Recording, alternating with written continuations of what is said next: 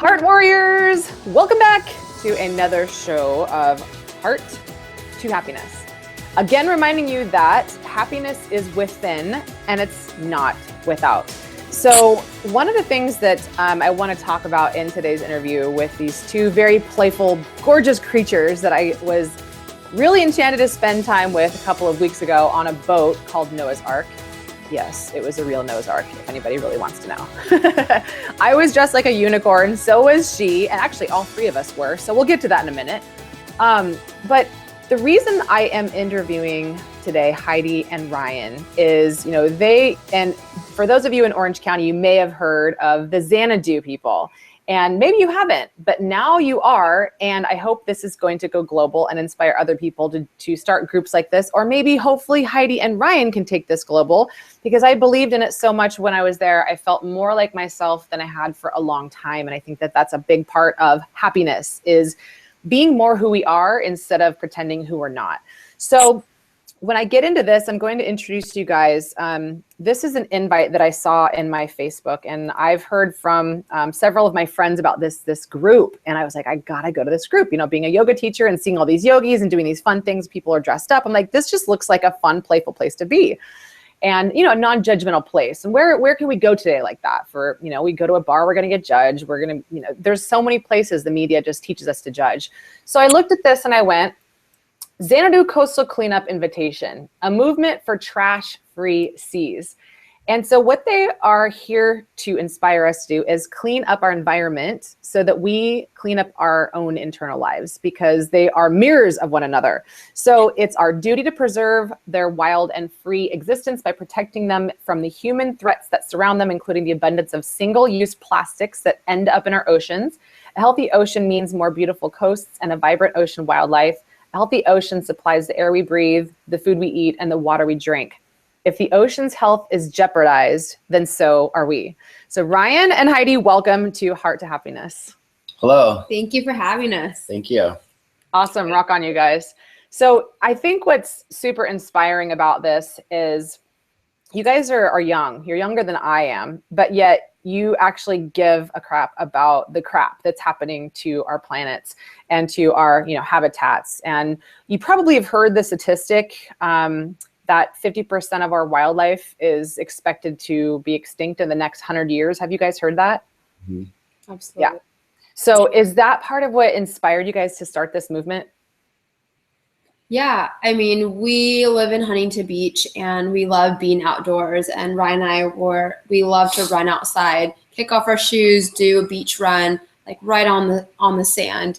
And one day we were running and we saw all these dead birds and all this trash. And so our beach run ended up into a coastal cleanup.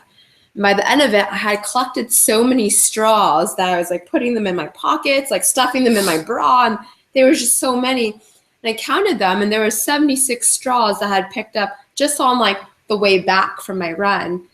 And Ryan had found all these dead birds, and we just realized that we really needed to do something, and that we couldn't just continue to run on our beach and not do anything about it. And we had to enroll ourselves, enroll our friends, and begin to create a community that really gives a crap about our planet and where we live.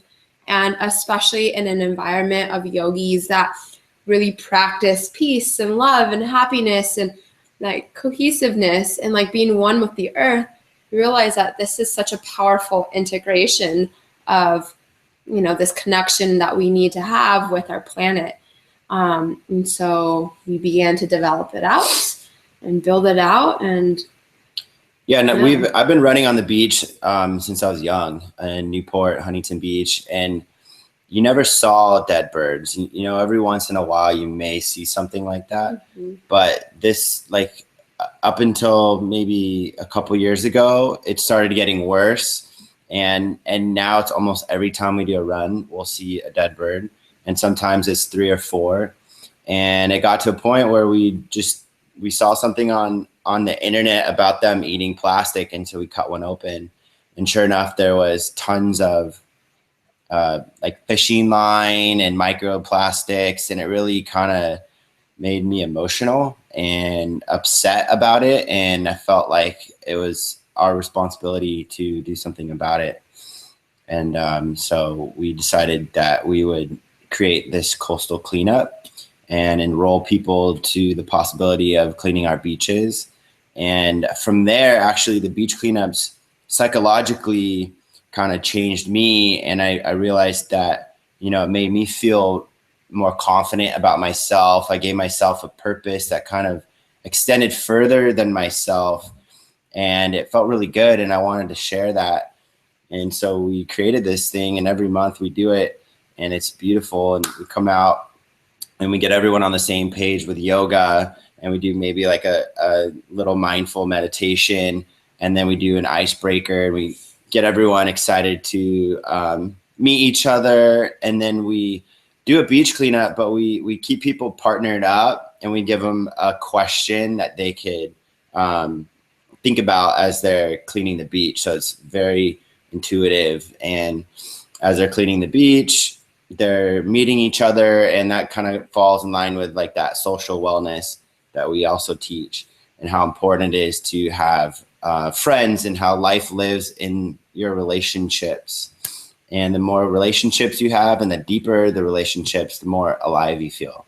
And, yeah, Absolutely. I mean, You guys hit the nail on the head when, you know, I looked at your website and I went, oh, awesome. You know, the people that I've been interviewing for this Heart to Happiness Summit have pretty much all been on the same page, that there's these 7 pinnacles that determine our happiness. Like, happiness is not this linear formula that if you make $70,000 and you're a single person, then your life is going to be amazing. Like, they did a study, and actually what I really like about your movement is that people are bringing attention to it, like myself. You know, there's interest of like, wow, you know, this was born out of a beach run, and you become so emotional about it that you felt compelled and almost like guilty, it sounds like, that if I don't do something about this, then I'm just another person that walks by the trash. And I'm picking up a little bit here and there, but you guys brought this cohesive community together to bring attention and awareness to it. So there's these, on one of the articles where someone was interested in you guys, that was a big write-up there. And I've heard this before. There was a Princeton study that was done that shows that you only find happiness with money and income to a certain point. And once your basic needs are met, once you have shelter, food, and clothing, in the US, the point's around $70,000 a year. And at that point, your happiness completely plateaus. There's no amount of money beyond that will make a significant change in your happiness level. And so this is where the 7 tenets of happiness come together. Like you guys have on your website, the social wellness, the emotional wellness, the spiritual wellness, environmental wellness, occupational wellness, intellectual wellness, and physical wellness, which I think, do you feel, Heidi, that you guys combine all of those when we get together like we did a couple weeks ago in the boat? Do you feel like that's your mission, that all these things are culminating together? Yeah, that's the goal in every single Xanadu experience, because coming from a yoga background, we know that there's all these like subtle bodies that go deeper and deeper and then expand out. And so all these experiences are meant to connect people on all these different levels. I think that's why people feel so happy and stay so happy. And then that happiness trickles beyond our inner circles and touches other communities. And that's why people keep on coming back. And we have just such a great return ratio of people that constantly come back for more and more. And we see these communities that have developed, like people that get together that are now getting married, people that are having babies, people that are doing business together. We really see people making their best friends at our events. And that's just such a valuable thing for us to see when we're measuring the quality of our events and the quality of the experiences that we're producing. Yeah, they're very authentic, and that's what I liked about it. Is I felt when I got there was just these people who were like, hey, it's your first time here, welcome. And I was like, wow, this is really cool. And what I think the younger generation is used to is, nothing against Coachella, because that's bringing awesome music together in one place, but there's a lot of drugs. And I think more than ever, there's a lot of people who are turning to heroin and opiates and painkillers because they're so scared to be themselves, and having to step into the zone of being yourself can be scary. Being vulnerable is the scariest thing that there is. So Ryan, how do you feel like, okay, you were wearing a black unicorn hat. Heidi was wearing a gold unicorn outfit and I was wearing a rainbow unicorn outfit. I think that pretty much like nails it in terms of like diversity of unicorns. So let's like high five our unicorns right now. Oh yeah, I've got a unicorn right here. Yeah. The magic. It's the family. So altogether, we actually have 3 unicorns. There's 2 stuffed animals that we just high-fived together, 1 on my bed, and then the 3 of us. And so there's so much magic in that. And I love that there is this playground of play, that it doesn't have to be it's like Halloween every time we all get together. And so can you talk about how being vulnerable is probably the biggest piece of magic about Xanadu, Ryan, that you always dreamed about? Yeah, what I discovered is vulnerability is its power. And the more vulnerable you could be, the more power you could hold. And I think it comes in every dynamic of your life. And so the way you dress and the way you speak, and when you really want to tell someone you love them and you get really vulnerable and you come from the place of, your heart, and it's really, you get really nervous and those words come out, like that's like uncomfortable. That uncomfortableness is that vulnerability. And the more comfortable you could be with that uncomfortableness, the more power you have. It's kind of like when you get in front of a big group and you have to speak and really come from a place of authenticity. And when you get up there and you do it, you have to be completely vulnerable and you have to be completely transparent, and people see right through you. And there's that chance that you could speak incorrectly or say something that would offend people. But, that's I think what it takes. I feel like, I feel like that's a very important tool to have in your tool belt. Authenticity, vulnerability. Absolutely. Yeah, that's straight courage. That is courage. What's not courageous, I'm not judging, but what's not courageous is to build a ton of muscle or not just muscle, but I'm talking about also like to use it in a metaphoric term. We're building these scar tissues around our emotions, and like we're working a lot. We're projecting. We're trying to dodge our own bullets. That is getting to know ourselves. And I think that it's really courageous. Heidi, you and I are girls, like, we're a lot more playful. It's a little bit easier for us to be emotional because we're just that way. But for men, I think it's so hard today to be vulnerable. And I think that when I saw what I saw on the boat that day, and I saw all these guys coming together and hugging each other, and there was just, I didn't feel anyway that there was any ego. It just felt like there was this connection. Like, it's like, this is my real bro. And I know that there's no strange agenda. And to be able to say, I love you like that authentically in front of everybody, I think that's the most courageous thing that there is in terms of men and anybody today. But I wanted to commend you for that, specifically being a man, because when you were younger, did you feel the same kind of pressure or issues or difficulty being vulnerable? Yeah, absolutely. I think our society is designed to keep us kind of closed in and closed-minded. Just because there's so many threats when you speak your mind. There's always someone that's out to be a bully or to like push you down. And what we really wanted to do is create a space that, you show up, you leave your baggage at the door, you come in, you could be as silly and say as many silly things as you want, and people are going to love you for it and they're going to hug you for it. And I notice, with all the new people that come in, they always talk about the hugs. They get so many hugs. Like, I come up to like shake someone's hand and they hug me. It's like, I don't even know these people. And it's like, where's this culture, coming from? But, hugs are so powerful that that touching thing is just so powerful, and it's absent in our society today. And we want to just really spread that love and spread that vulnerability and that authenticity, and, look people in the eye and tell them what you really feel about them and have that deep human connection. And that's kind of what we're all really striving for. It makes us feel alive, Yeah, the connection part. You guys have heard of the hormone oxytocin, right? Absolutely. Okay, so the oxytocin, for those of you who have maybe not heard me refer to it in this series, is a hormone that is most released during childbirth and breastfeeding and sex. And so, I mean, I know that sex is kind of easy to get these days, but it's not the kind of sex we're talking about with the connection of oxytocin. And so oxytocin is a part of the formula that I believe is one of the more crucial elements to happiness. So hugging it out, loving it out, I'm sorry, I love you, help me. Those are the three most difficult things to say. And when I felt that energy on the boat the day I met all of you guys, I felt like I could probably say any of these things right now and break down in tears, and I would have a big group hug of some kind. How we treat things outside of ourselves is how we treat ourselves. And I don't think people realize that. I was out on a date this last weekend, and the guy's a perfectionist, and he kept yelling at me when I wasn't doing the right dance moves. And I just went, hey, stop talking to yourself like that. And he's like, what do you mean? I'm like, I can tell you're a perfectionist. So have fun with it. Just have fun. I don't know all these moves like you do. So just have fun with it, or else I'm not going to dance.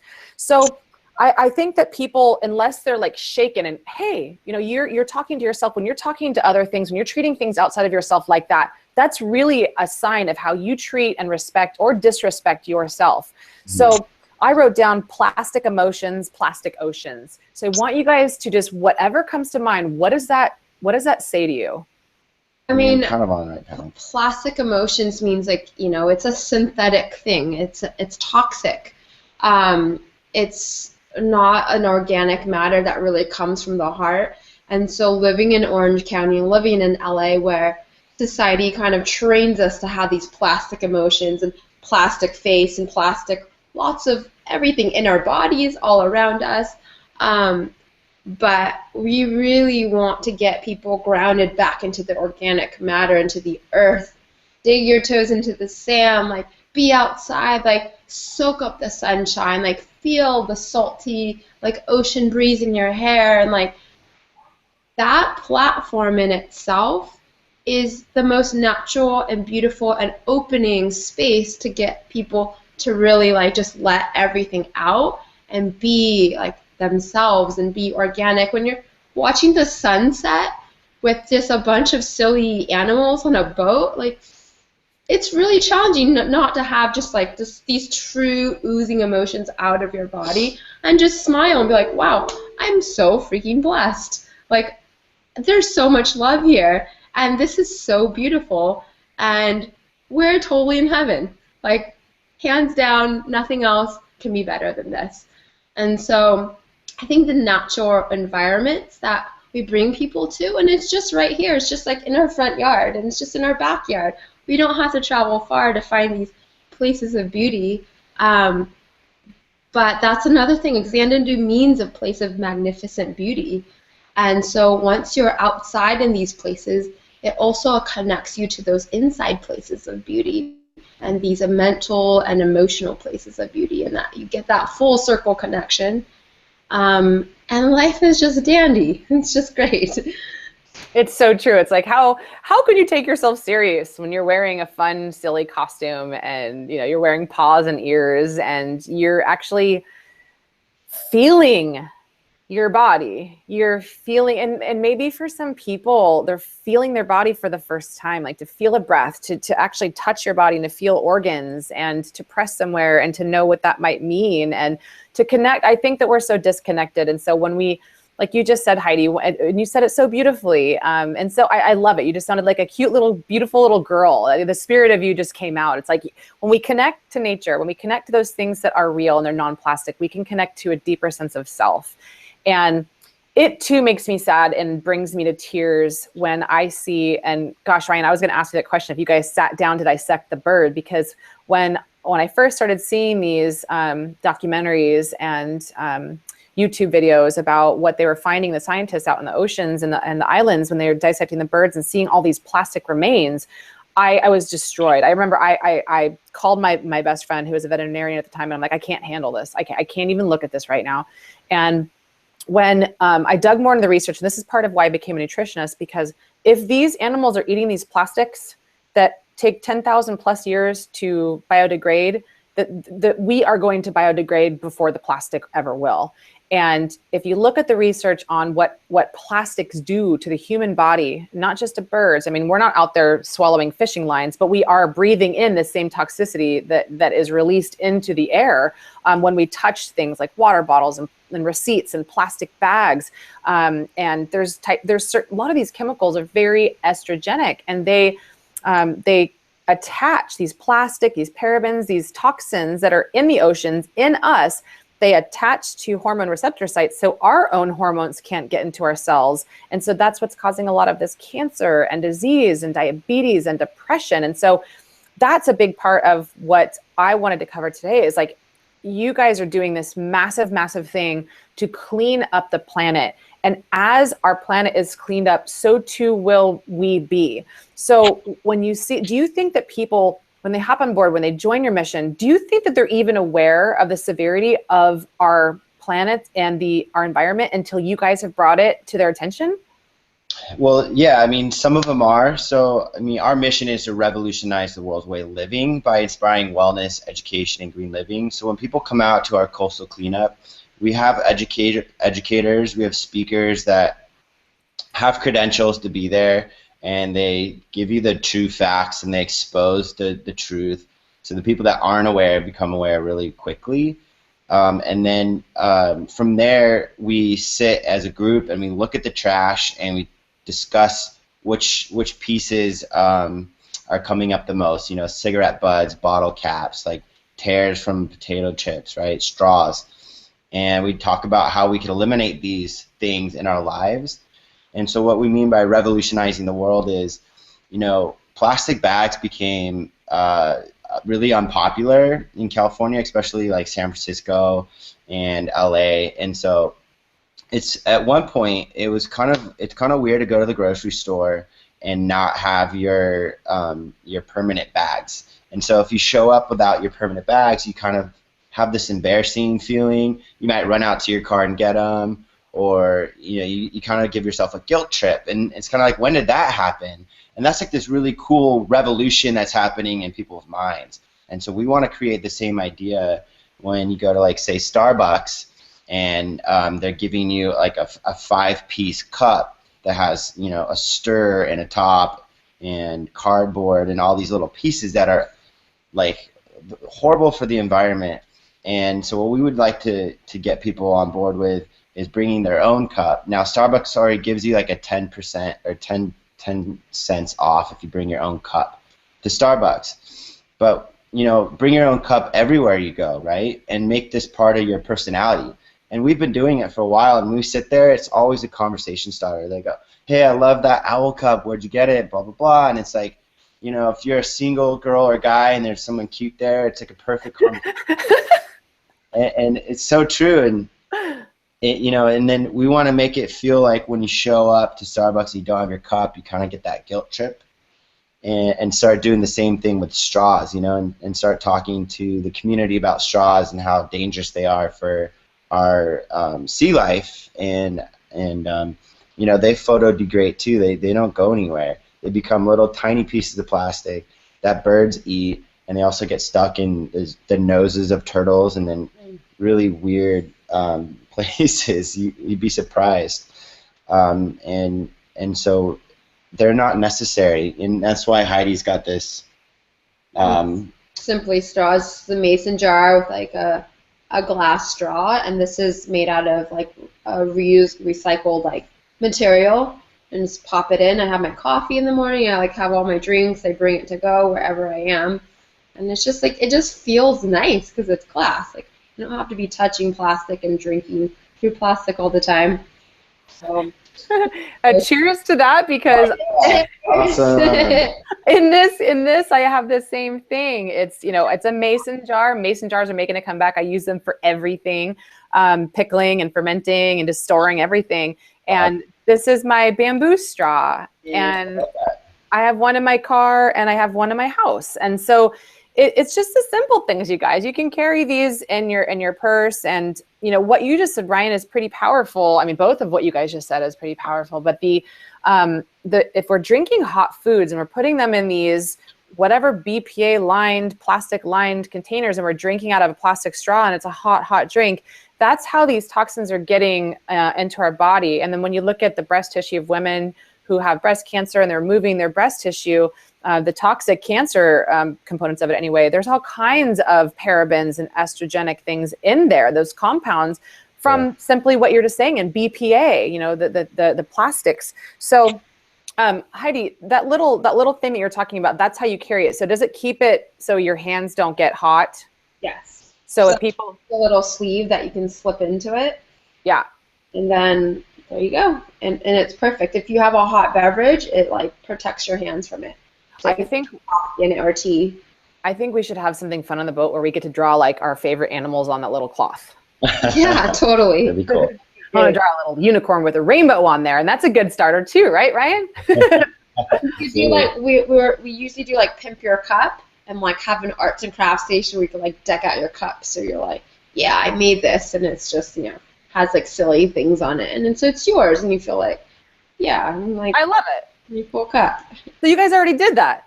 Yeah, we do it at camp. Yeah. Oh, hey. And I have to do the camp. Longer events that we have, you know, when we get to like sit down and like play. Yeah, bond. I was actually talking about you guys on Friday. I went out to lunch with Karan Krishnan, and he is a microbiologist. He's one of the other guys I interviewed for this Heart to Happiness Summit. So if you guys haven't listened to the impact of you know, our gut and the health of our gut, the health of our colon, the ability, in other words, to get rid of waste from our body, how that impacts the brain, you've got to watch it. So we were having lunch on Friday, and I was thinking about you guys and sending love across the ocean because we had lunch in Laguna Beach, and we were watching all these whales in a feeding frenzy. It was magical. And I was like, look how clear you can see Catalina Island. I was like, my friends are there right now. And so I talked to him about you, and people are really excited when I talk about this because I think just like what you said, Ryan, it's like, if we ignore it for so long, then that guilt, that builds up. And I feel like it can turn into disease if we pretend to see, you know, not see something that is like, you know, the person on the side of the road going, please help me. And the more you turn away from that, no, I'm just pretending not to see you. I think that weighs on the soul, on the spirit, and can be a contributor to disease. And especially, I mean, I'm sure, and I would love for you guys to touch on this. How do you hope that this mission and what you guys are doing, how do you hope this will impact the next generation, given what I said earlier, that 80% of the youth thinks it's money and 50% thinks it's fame that will bring them happiness? How do we crack that shell? Yeah, I think, well, introducing people to what we're doing, like going back to the beach cleanups specifically, it feels better to pick up that piece of trash than to walk by it. And when people start to realize that it's a healing, it's also like it's healing them psychologically, and it's also cleaning the beach, and it's also giving them something to go home and say, you know what, I cleaned the beach today, I'm a good person. And I think that in itself is contagious. You have any thoughts on that? Yeah, I think, you know, having these communities that support authenticity and vulnerability and play and just connecting back to nature really gives people a platform for them to experience what happiness is and really understand, you know, I can make 100 grand, I can make $1 million, I can make $1 billion, but at the end of the day, if you're not happy, what's the point of all this money, you know? And these people come back and say, well, how do you find happiness? Like, what do I do now that I've made all this money? Like, I kind of just whizzed past my life, and I kind of just, I don't know where I stopped being happy, you know? So just like giving people tools to just reground and reconnect to really what it means to be human, not just to be a money-making machine, but really to care, right? And to feel alive and to contribute to a greater sense of purpose and to find people that are open-hearted, that love and care. And to have these conversations, there's like, how can we all be vulnerable with each other? And how can we do it more and more? And we have these multi-day experiences at camp out in Catalina, and we sit around the bonfire, we talk about things. Like the last topic last night was, what was one of your most challenging moments your most vulnerable moments, and how did you overcome that? And so we go around in a circle and everyone shares, and we have this collective conversation about facing your fears, about being vulnerable. And people share really incredible things, and it allows other people to just like open up a little bit more. And it's a really beautiful thing to see. And for us, it's scary too, because I'm really shy, but to like be able to like crack out of my shell and like let other people see me vulnerable gives people permission to do the same. And so it's really much a beautiful experience within ourselves as it is to like see the community begin to like open up as well. Yeah, that was a little Marianne Williamson drop, right? You know her, right? Oh, I used to go to see her every Tuesday night and when I lived in Beverly Hills, and I've met her a few times, and it was just like, gosh, she just keeps going. Keeps like a million mic drop moments in like an hour. Wow.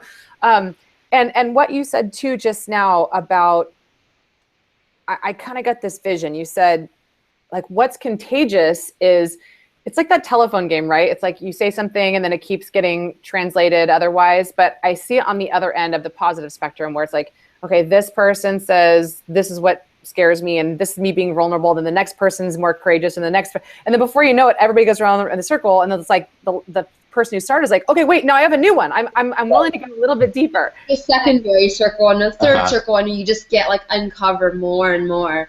Yeah, and then I talked about this earlier when I had another interview, and it's like, it's so much easier. It's so liberating just to show who we are. It's like there's less tabs to keep on potential lies. There's less of the act of, okay, who am I with this person? Who am I with this person? Who am I? It's like, just what if I could just be myself everywhere? And if you don't approve of me, that's okay, because we don't have to be, in the same sphere. And maybe you're not liking me because you're a little bit nervous to go inside and be vulnerable yourself, and that's fine. So, maybe go work on that. We can come back a different time, and that's what timing is all about too. So I saw what you just said, like, cancer cells can grow. We could feed cancer. And I see feeding cancer and illness and disease as not showing up who we are, the plastic selves, the plastic emotions, the plastic oceans, the fake, the non-authentic, the artificial. That's all the stuff that contributes to the proliferation of cancer.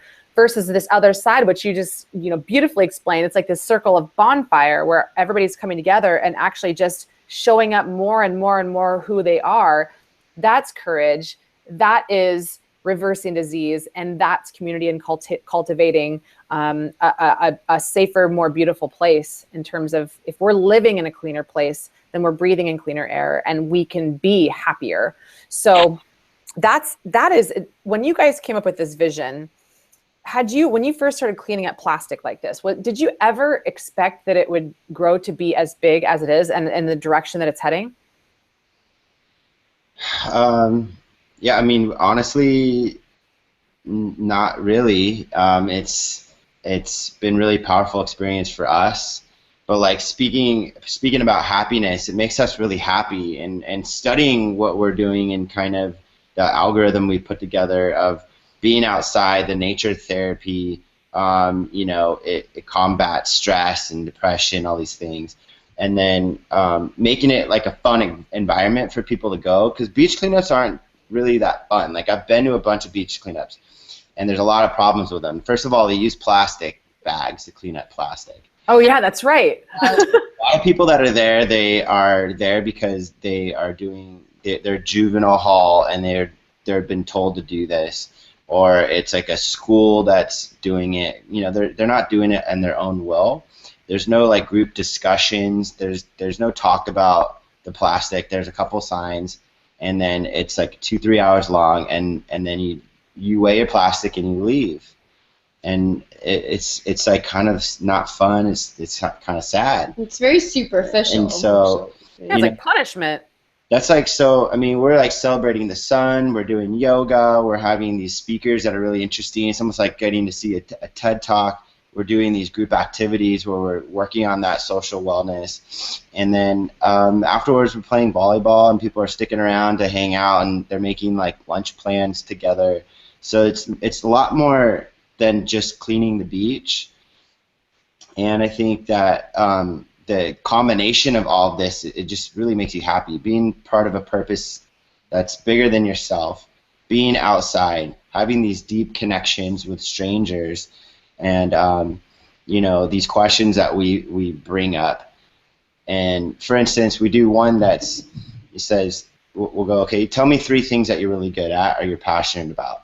And then I'll tell you 3 things, and then out of the 3 things I tell you, pick one, and then I'll tell you about that for 5 minutes, and then I'll pick one about you, and you could tell me about, you know, what I'm interested about you for 5 minutes, and you realize, like, within 15 minutes how much you have in common with this stranger, and you've learned so much about this new person, and you want to continue to be friends and keep the relationship going. And so every time we do that, you know, it's like, oh, thanks so much for inviting me. And I just met Heidi, and she lives down the street from me. We're both yoga instructors. We're going to hang out next week. It's like, yeah, I get it. I know. Like, that's what we're looking for, that deep connection. And then, you know, building that community. And so at the end of every beach cleanup, we do a huge beach hug. And Xana's signatures. We do like a big squeeze. And that also, like, scientifically, it releases, you know, oxytocin, epinephrine, serotonin. Yeah. Have you ever done a hug with 50 to 100 people? Come to That's a big huh? Oxytocin. Yeah. And we do a big howl. Yeah. Yeah, it's really releasing and relaxing, and just it just feels good. It feels so good that talking hug about lasts it. for like the next month because it's such a big hug. Yeah, totally. And you know, I know a lot of people too who I interviewed another woman who talked about, who had this kind of vision, and you know, you guys have probably heard you're the average of the top 5 people that you surround yourself with the most. And so if you know, we inspired people in this talk, and this was with Dale. She was a former Miss America. So you guys can listen to that one. It was pretty powerful. And I imagine that there's 5 seats, and we can invite whomever we would like to dinner, to sit with us for this dinner. And it's like, if everybody did that visual experience of who fits in the top 5 seats, in other words, who do you surround yourself with the most? And do they inspire you to be vulnerable? Do they cultivate a place of welcoming courageousness where you could hug like that and look at each other for long periods of time in the eye, and even just challenge each other to go deeper, and not to judge, because I think there's a lot of judgment that happens. And so that place, that space, is where I think a lot of people are looking for it. I saw you guys said that in one of your bios, Ryan, that we were tired of going to the bar scenes and we wanted something deeper. You can't even talk to each other in the bar scene. And so you just created this so people can, whoever, wherever walk of life, they can show up like I did by myself and not really knowing that many people, and then just walking around and going, these are my people. I just don't even feel weird right now. I just feel like I'm kind of at home and I'm observing. And what I wanted to ask about too is the fear stuff, because I would imagine that, you know, what you guys have done with this project is a pretty courageous act, to step outside of your comfort zone and do this business stuff and take the risk. Like, what if it doesn't work? Like, we're taking our passion and we're putting it into this project. It's a passion project of yours. So I would imagine that you guys had some fears and taking and jumping board your own mission, right? Yeah. Well, for me personally, I think every time, every day, there are those natural fears that come up. Like just at our last trip, Catalina, right before, we're like, oh my gosh, there's another one. And it's scary, you know, because you have to perform. You have mouths to feed, you have programming, you know, you have to be in front of people. But it's just conquering your fears and like moving past them and acknowledging them, because they're completely natural and they'll always be there, and that's healthy. But just learning how to harness them and like welcome that and just move through them, and be one with it, you know, and know that everyone has these same type of fears and we're all in it together. My fear is not isolated from Ryan. Like it's all this like shared human emotion. So once we understand that it's a universal emotion and it's okay, then I think it's more welcoming to step into that. Yeah, what did you say? If you can be so vulnerable right now, Heidi, and state, your biggest fear, or maybe your top 3 fears, and maybe how going through this experience and starting this project has helped you overcome them with the friends that you've made. Yeah, I mean, even just starting from being a yoga teacher, being in front of people is like one of the biggest fears. It used to be one of the biggest fears of my life. Like I remember my teacher training audition where you have to teach for 10 minutes and there's all these yoga teachers around you. I literally almost pooped my pants. I was so nervous, like no joke. Like I was like, oh my gosh, like this is. That's one way to cleanse. Oh, I've really that type of like nervousness where like I needed to poop. So, anyways, yeah, I'm sharing this on. Oh, that's fun. I love talking about poop. Be vulnerable. I love talking. But you know what though, Heidi? It would have been a beautiful poop because unicorns poop rainbows and sparkles. So it would have been, don't clean it up. It's beautiful. Look at it. It felt so much better if I just let it out. Yeah, exactly. Get over it, right? Get over your poop fear. So you made it through. I know exactly what you're talking about. Like I just connected to that fear of that one day where I was like, oh my gosh, teacher training's over and I have to teach in front of these people who know what the hell they're talking about, and I just barely starting. So I know what you mean. So was that a pretty pivotal moment for you? It was. I mean, and I thought in my head, oh, I'll just like, I'm great at yoga. I'll do this. I'll be a yoga teacher. But I was actually one of the last people in my class that was actually officially a yoga teacher. I didn't start teaching probably till like 6 months to a year later after training. And everyone thought like, oh, Heidi will be like the first person to start officially teaching at a yoga studio. And so it was a really humbling experience because it's dealing with a lot of like mental and emotional fears of just being myself and being vulnerable and like being okay and being imperfect, and just showing up like however I am, just no matter where I am, and like just being more authentic like that. How did you finally get through it where you were like, okay, I'm done listening to my mind chatter, the 99% of our thought stuff never happens. So how did you finally break that barrier and just go, I'm just going to go for it? This is, that point where your dream becomes bigger than your nightmare. Well, I think it's just continuing to do it and not allow yourself to be paralyzed in fear. And so I just started practicing at home with my mom and then her friends, and organically started to do it on like the back end with, Chinese speaking people. And then eventually just doing it more and more, you're like, all right, every time, same fear comes up, but you just deal with it differently until you're at the point where you're like, it so well that it hardly even phases you anymore. So it just becomes like water, like moves through you. And it always shows up. But I think it's just like acknowledging it more and more.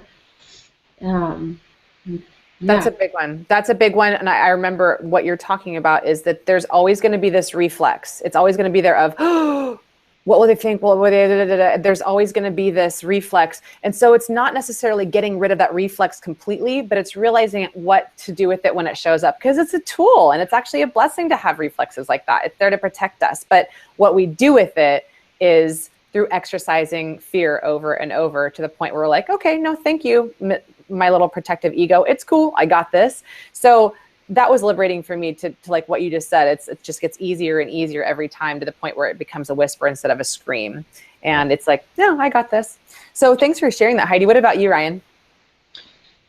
My fear? Yeah, I mean, definitely. So I was at a crossroads where I could have gone to corporate world and followed the money and knew had security and working a 9-to-5, or I was playing with this idea of like the meaning of life and what my meaning was and my calling in the world, and playing with this idea of Xanadu and doing something good in the world. And it meant spending a lot of my money instead of going and getting the safe corporate job and making money. And it was a big risk, but I kept thinking like, I've been Googling and watching all these YouTubes about like following your passion, how important that is, and like being aligned morally with what you're doing in your life and in your body. And so when finally decided to create the company and create our first one was like a 3-day experience with a 5K fun run and yoga, and we had all these like vulnerability circles and TED Talk kind of style meetings. And coming up to that weekend, it was like hot flashes, like cold sweats, and the actual event when it was happening, it was like go time, and I was filled with this like electricity the entire time, where it was almost like my jaw was like jittery and my body was jittery, but it was like so exciting for me. And it was just like I knew every single cell in my body was growing into this new person, this new me.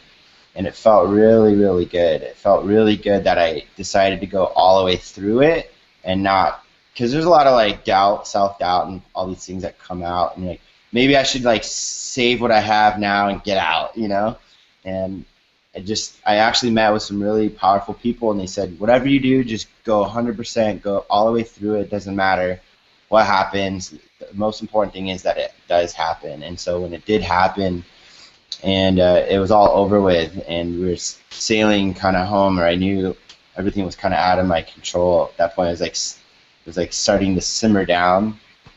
It felt like I did feel like this new me, you know. I felt like this new glow around me, and I felt like finally I made the right decision, you know, because I felt I had a purpose in life, and I was working, you know, these 9-to-5s, and I was working for someone else's dream, and they had a purpose, and I was just another wheel in the machine.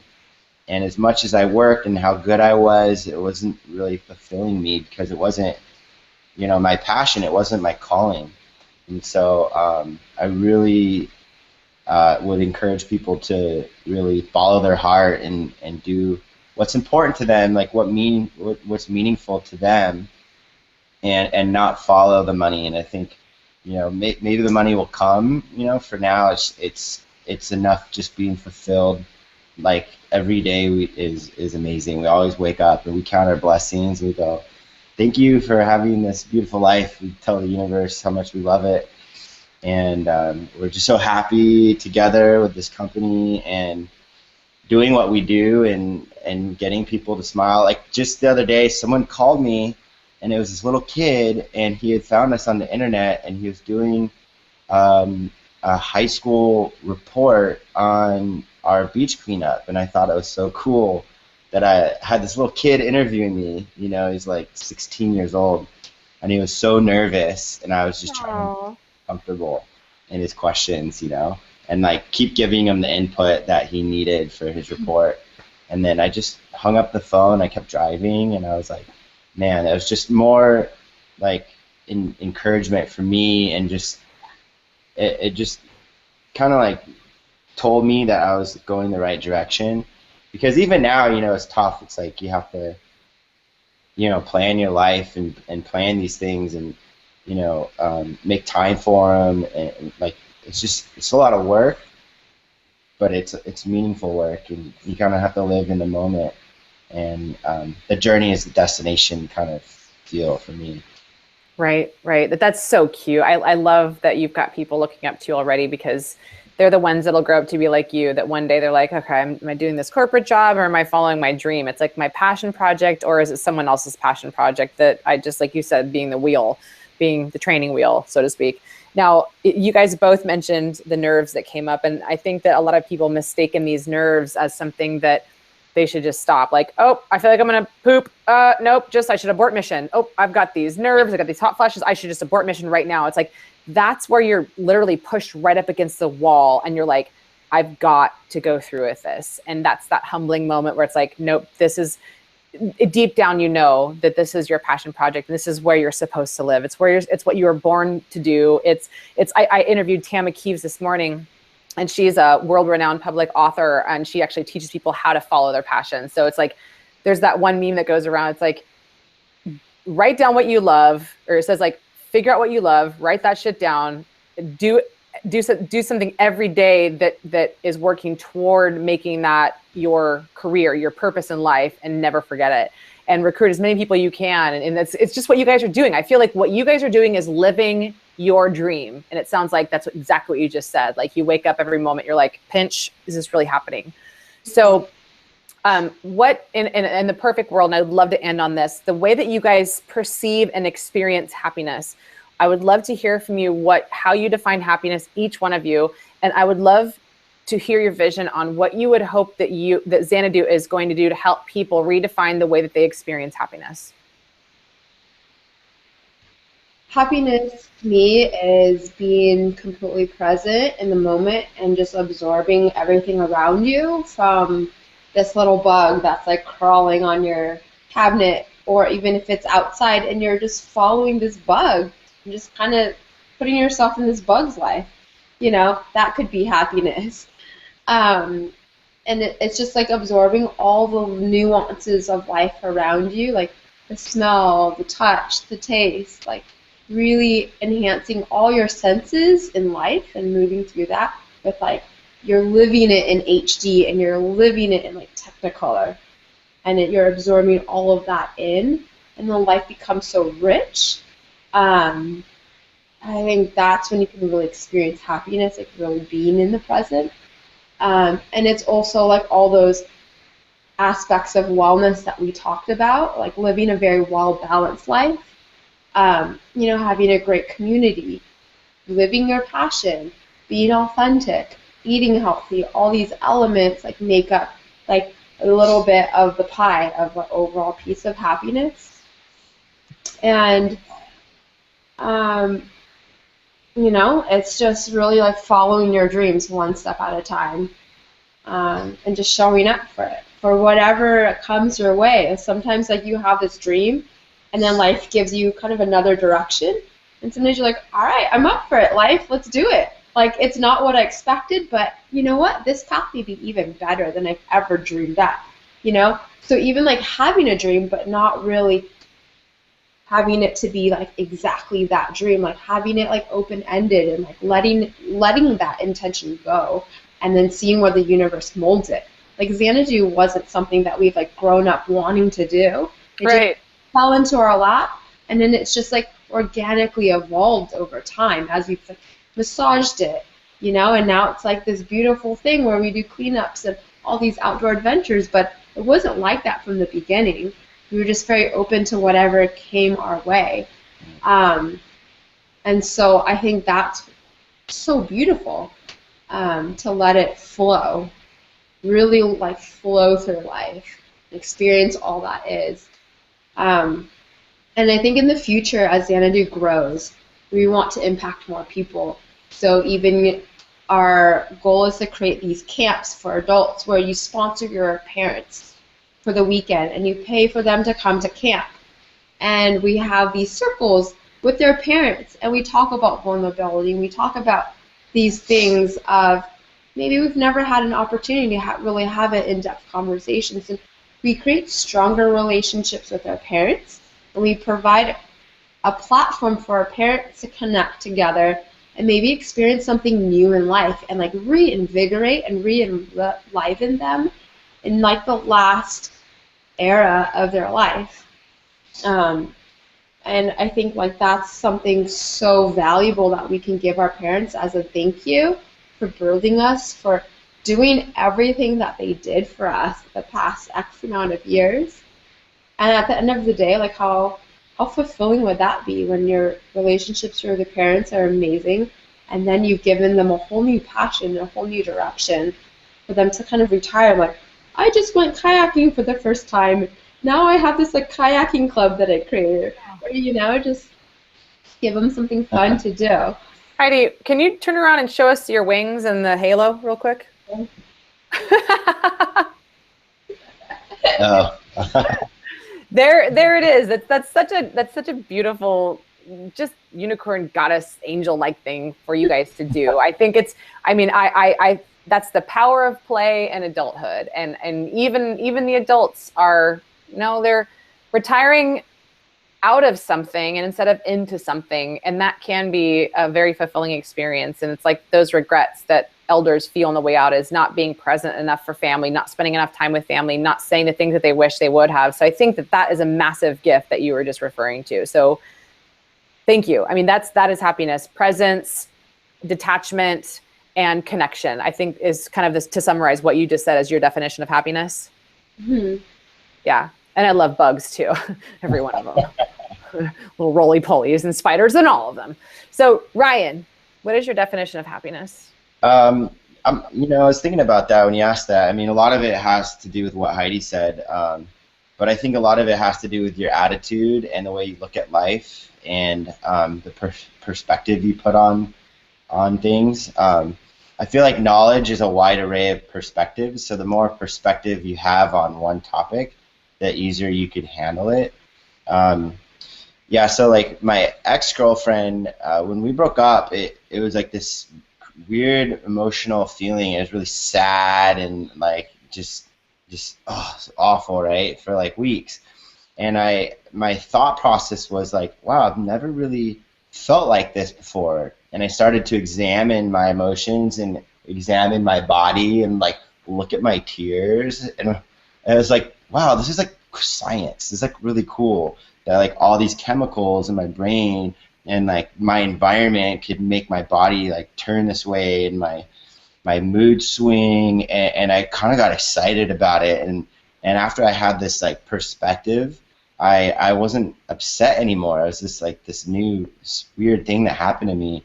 And so I feel like, education is really important to continue to learn and try to learn something new every day. And that would help, get you to that place of happiness. I also feel like that in combination with nature therapy, I really stress that because anytime I'm feeling low or I need to get a new spark in me, I just go outside and I count my blessings, which would probably be the third thing.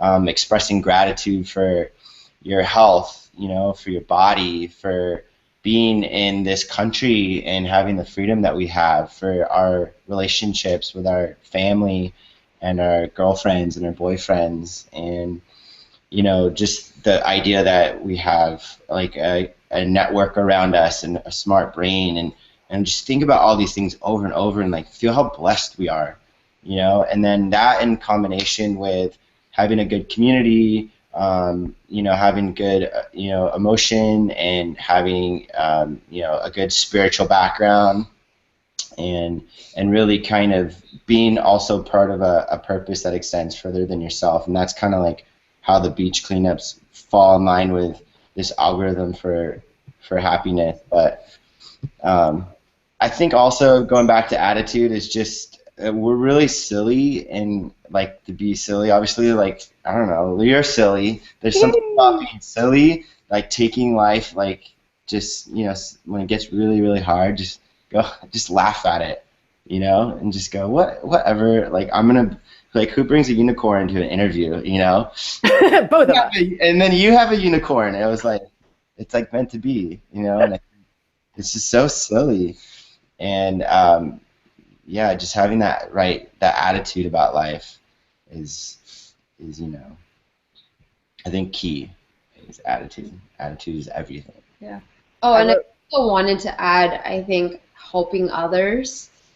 And giving is really, really key. Like that gives me probably the most fulfillment when it's not about you. You take yourself out of your brain sometimes, and then that's also another way to let go of fear.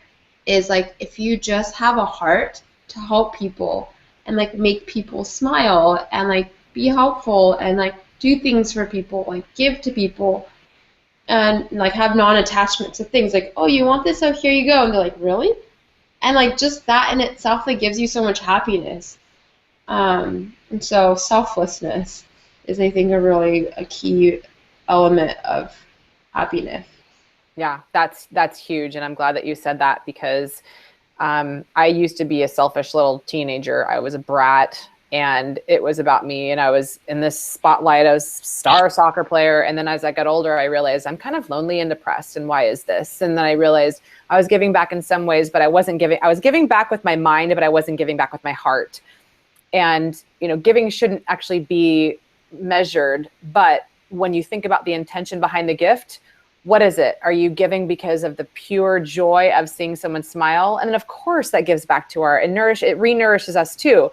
Or are you giving because you expect that they're going to do something back for you? It's like so that always is the question, is like, someone could be giving, but is it the right kind of giving? And so I'm glad that you rounded it up like that to summarize, because, Ryan's were, feel your body, and you two certainly wouldn't have met to become a couple had you not experienced and fully experienced those tears to cleanse you, to open up this space for another divine soul that is your now girlfriend to show up, right? So it's the feeling and the actual having the courage to endure those emotions and realize that it's just passing through you, and to get your unicorn out and go, it's not, let's not take this so seriously. And like Heidi said, the detachment, and then challenging yourself is key to exercise your fears, and the nature and the blessing and the gratitude. So I think you pretty much summed up all of the 7 values that you have in your website and the whole mission that you guys have.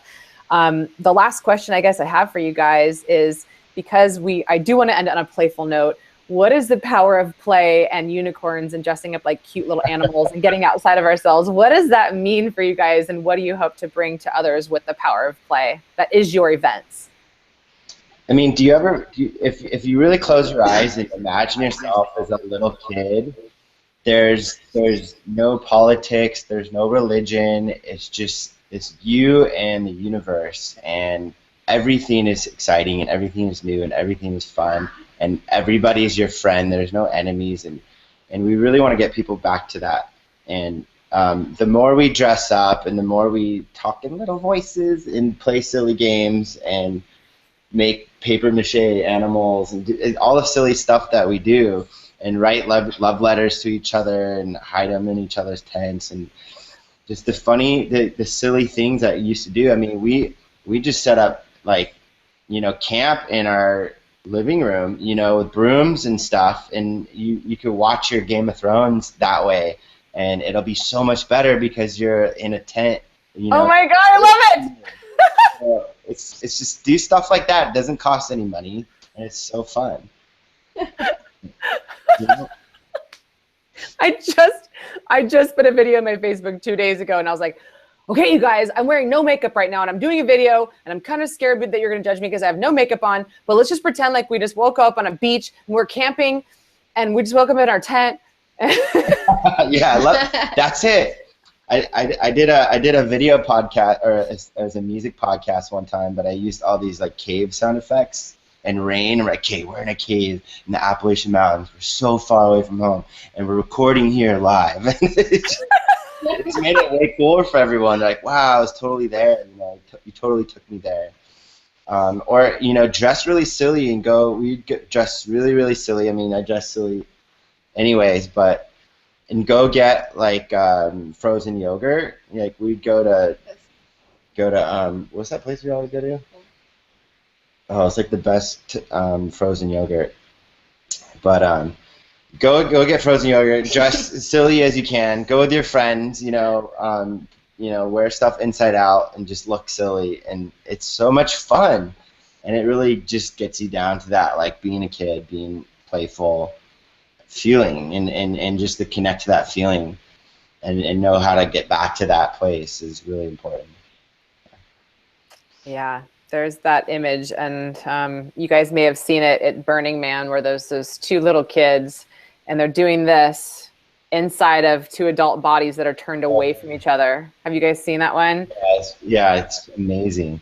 It's probably the most beautiful, I mean, without saying a word, way to depict, I feel like, what you guys are doing. And I've actually been using that image to show people what I feel as though your mission, your project are doing to awaken our little kids in us, and the innocence that can bring us back to connection and get us out of our ego. Of course, we have responsibilities. Of course, you guys aren't saying quit your job and just, go run away and be a bum. And maybe that is happiness. Maybe that's what they should do. But just follow your own heart. It's don't feel like working a corporate job is what you need to do. If that's your security, and if you're having a good time and it's a happy time for you, then great. Tama Keeves and I talked about that this morning. But I'm going back to this vision as we close this up, Heidi. And you were, had this vision earlier where you're talking about sand versus straws. So I see a world with you guys where we lay out our beach towels, we're chilling with our little animal hats on, and instead of putting our feet into the sand and putting them, getting stabbed by straws, we're putting our feet in the sand, and it is sand. It's sand, not straws. And so I want to cheers to you guys for that, because what you're doing is courageous. It's fun. It's getting back to who we truly are. And I feel like in this entire interview, I was 95% myself, which is cool. Like how much do you show up and you get to really just be you, you know? What do you guys, what percentage were you yourself? Yeah, I'm pretty much 95. Probably like 98.76. 95 and a half. 98.76, which would mean that you were 1.24 not yourself. Yeah, so just to be exact. Just to be honest. That's not very exact, actually, if you would continue the decimate. No, I love it, you guys. I love it. The more you exercise being yourself, the easier it is to show up as who you are every single day, and the more you're liberating others. So it's like the more you show up as yourself, you're literally handing a key over to someone else so that they can unlock their soul and their spirit and invite them to do the same. So thank you guys for being the right kind of disease and for spreading the right kind of things around for us to find our unicorn and our magic within ourselves, whatever that superhero is inside. And you guys, please follow Xanadu. I'm going to have all of the links below so you guys can join us for events or send your friends if you're passing through California. They would love to have you. I would love to meet you. And just thank you guys so much. What final word, sentence would you guys encourage people to inspire them to clean up their environment, to clean up themselves inside? Live in the sunshine. Get outside and explore. The world's beautiful out there. Yep, I love it. Spoken from all of the adventures. Thanks you guys so much for being here. Remember to use your heart for your happiness. Finances are limited. So thanks again, you guys, for joining us. Love to you and all the unicorn magic in the world. Yay. All right.